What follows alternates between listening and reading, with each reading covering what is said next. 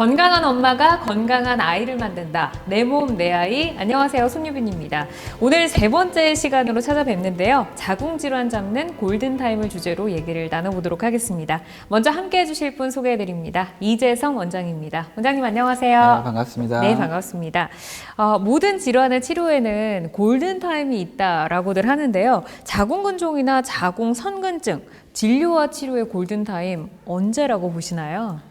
네, 자궁근종은 보통 한번 가임기 여성 때 발생하면 폐경까지는 계속 자라게 됩니다. 그래서 제일 중요한 건 근종이나 이런 게 발견됐을 때 주기적으로 우리가 진찰을 하고 크기가 커지지 않는지 관심을 두는 게 제일 중요하고요. 그리고 네. 두 번째로 어떤 근종이 작고 크기가 불편함이 없으면은 그냥 그대로 지켜보지만 어느 순간 굉장히 어떤 출혈이 심해지거나 생리통이 심해지거나 또 일상생활에 영향을 주거나 아니면 임신 출산에 영향을 줄 수 있다라고 판단하면 네. 그때가 어떻게 보면 가장 좋은 골든타임이라고 볼 수 있습니다.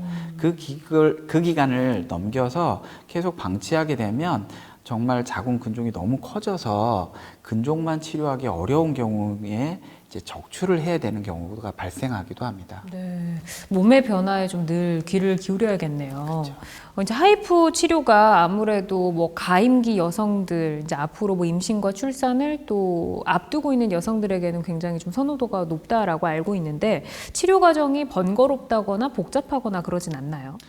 네, 치료 과정은 굉장히 간단합니다. 일단은 첫 번째는 외래 진찰을 통해서 근종의 위치라든지 크기라든지 네. 이게 어떻게 보면 수술에 더 좋은 근종이 있을 수도 있거든요. 그래서 하이프에 적합한지부터 먼저 판별을 하시고 두 번째로는 이제 하이프 치료로 결정이 되면 일단 입원을 해서 MRI 검사를 하게 됩니다. 네. MRI 검사를 통해서 우리가 정확한 근종의 크기, 그 다음 위치, 세 번째로 근종의 성격도 굉장히 중요합니다. 물이 많은지 아니면 혈류가 많은지 그러면 혹에 따라서 치료 파워라든지 치료 시간을 조절해야 되기 때문이고요. 네. 그래서 MRI 검사 이후에 근종을 확인하고 치료하고 퇴원 전에 치료 전과 치료 후 그 치료 결과를 바로 확인한 후에 퇴원을 합니다.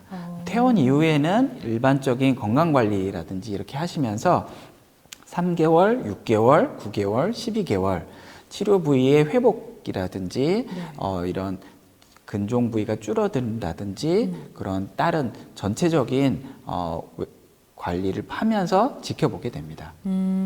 그렇군요. 오늘 이제 비교적 예후가 좋았던 치료 사례들을 준비를 해오셨는데 저희가 사례를 좀 보면서 이야기를 들어보도록 하겠습니다. 첫 번째 환자는 제가 이제 사진을 보니까 자궁 근종이 좀 꽤 커 보이는 것 같아요. 네.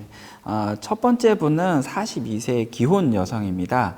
이분 같은 경우는 근종이 자궁 내막 가까이 위치해 있어서 생리양이라든지 출혈도 굉장히 심했지만 이분이 3번 정도의 자연 유산이 돼 있었던 분이에요. 그래서 이 수술로 제거를 할 건지 아니면 하이프로 치료할 건지를 상의를 했었던 케이스고 이분 같은 경우는 본인이 어떤 전신마취라든지 그런 자궁의 어떤 절개라든지를 원치 않아서 하이프 치료를 시행했던 경우고요. 네.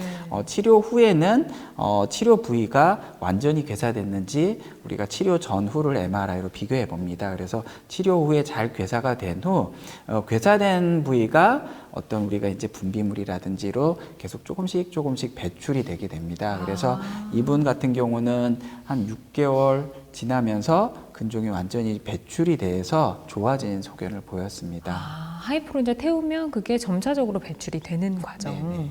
그렇군요. 이번에 이제 환자분의 사진을 보니까 좀 크기들은 다양한데 여러 개의 개수가 보이네요. 네, 이분 같은 경우에는 32세 미혼 여성이었는데요. 보통 근종이 자궁 안쪽에 위치하고 또 개수가 여러 개일 경우에는 일일이 어떤 복강경이라든지 해서 떼내기가 참 좀 까다로운 경우입니다. 그런데 하이프로 우리가 근종 2개를 다 치료를 하고 이분 같은 경우에는 집이 어떤 쪽 지방의 남해 쪽이세요. 그래서 굉장히 아래쪽에. 자주 올라오실 수가 없어서 치료 후에 6개월에 한번 보고 나중에 한번 오실 때는 거의 한 3년 정도 돼서 이제 우리가 추적 관찰을 하게 됐는데 그때는 이제 치료한 부위가 다 배출이 돼서 잘 회복이 됐고 이제 그 이후에 이제 결혼을 하셨던 분입니다.